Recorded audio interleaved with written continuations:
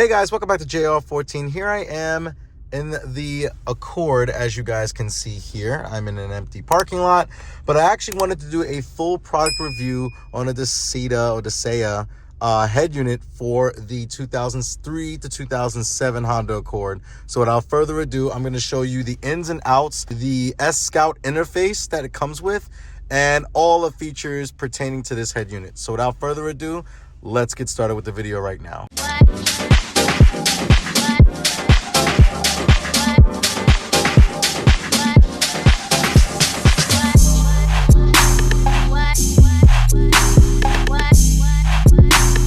There's a lot of cool things about this head unit, and we're going to go through them. Now, the first thing I'm going to talk about is the actual interface.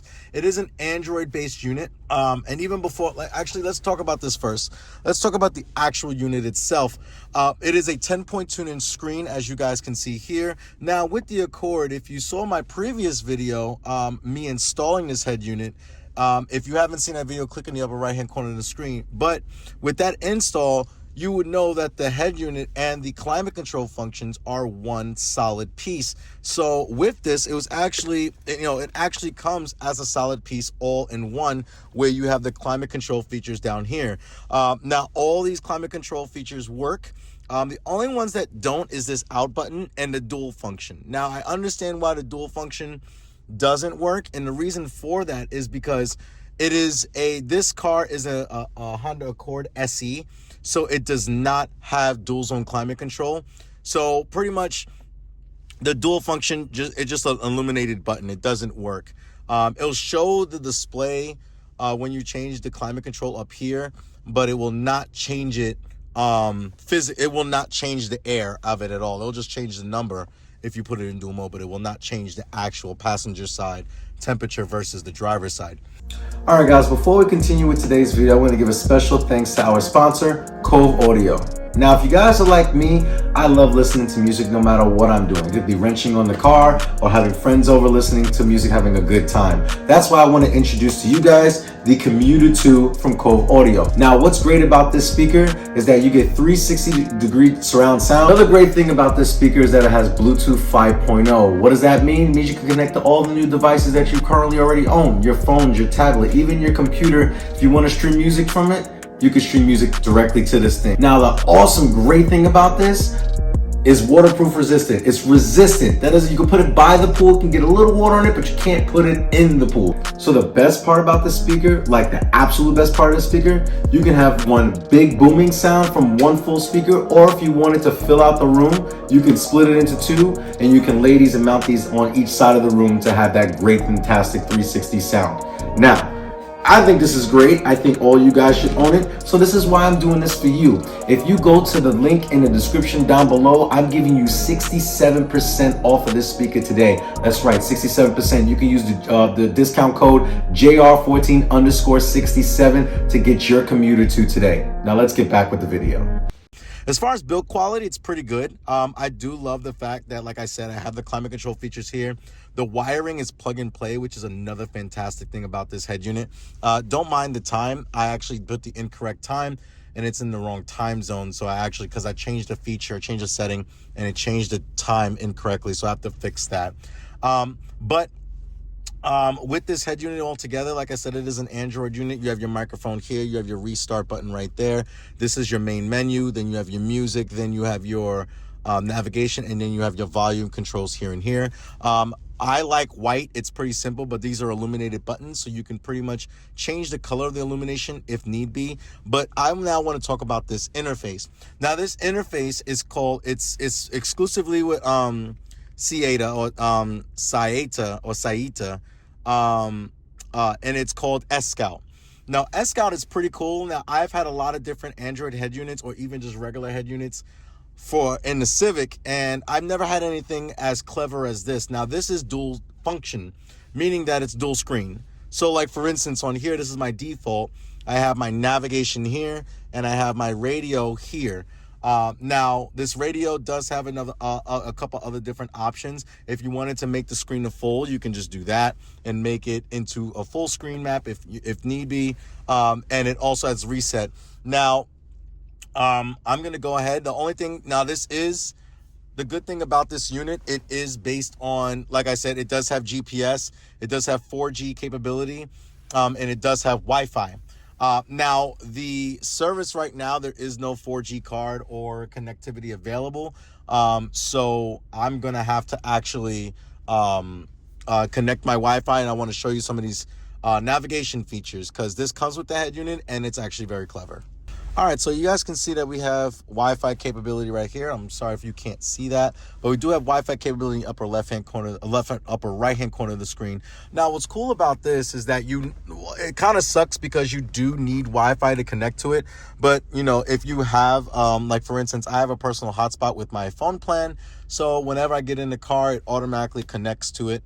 And I just disabled it for now, but before that glass clip, but I just enabled it now because I wanted to show you some good features on this.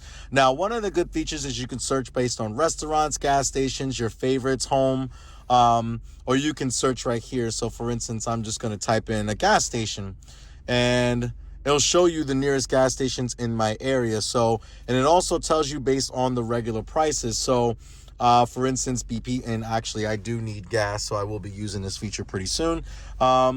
Like, let's say, for instance, if you wanted to go to the Gulf gas station, wow, $4 for regular, that's insane. But you do have that functionality here if you wanted to go, and there's these little orange dots that show you where those gas stations are. But like, let's say if I wanted to click to BP, I'll click to BP. It's open until 1900. Again, I have to change the settings for the hours. It's on a 24-hour basis, not a 12-hour basis. So I have to fix that. You can call in advance. You can search if there's parking. And then you have all your info right here of the actual address, and you hit start. Now, when you hit start, it shows you it might be closed by the time you get there. Continue. So one of the cool things here is that you have the time that you'll arrive, how long it'll take you to get there, and the miles. It also gives you a list play-by-play of how long it's going to take, or what it's going to take to, the directions turn by turn, or what to get, as far as getting to the destination. You can also cancel right here. You can search for another thing right here. Also, another great thing is that it also will tell you the miles per hour of this specific street. Obviously, we're not on the road. We're in a parking lot right now, so it's not going to show you that. But when you're driving on the road, you will have a display here that says either 25 miles an hour, 40 miles an hour, whatever is available. But I'm going to cancel out of this right now. But I really, really do love this navigation system. Now, as we come back to split screen, we do have the radio function. So we do have, now I did preset some of my favorites here. Now, if we go and swipe it all the way over, I have my presets here, my current radio station that I'm listening to. I have my, if I want to save that particular station as a favorite, I hit the heart. If I want to skip to the next one, I skip next. Pretty much functionalities of a radio. Nothing special about it, but I do love the interface that it's pretty easy to get around. Now, if you wanted to go to this is Bluetooth, now Bluetooth music, or if you have a USB drive with music, you can do that. Now, this radio does come with 3 different USB ports. Now, one I have down here, and this is specifically for my Apple CarPlay Android Auto. I have an iPhone, so I use Apple CarPlay. That goes inside here, and I have it routed through here into the back of the radio head unit. So I have that in there. Now, for the other 2, I have routed through the glove box, which are right here. So these 2, where are they? They're right here. So I have these 2, just in case if I have a couple USBs, I can go ahead and use them. They're routed right underneath in my glove box. The reason why I did that is simply just due to the fact that I don't use USB all the time when it comes down to just using a flash drive. I normally just use my Apple CarPlay, which I like pretty much close to me. So I usually put my phone down here. Now, there's other good things about this Red unit too. Like, it's not just radio and navigation, but however, I do love the fact that it does have a navigation just in case if Apple CarPlay acts wonky, or there's something wrong with my phone, or I still need navigation. I still have to, I still have a system where I can utilize navigation, or if I need to utilize my phone for something else. Now, if I go into the main menu here, let's see. Come on. Oh, I'm an idiot.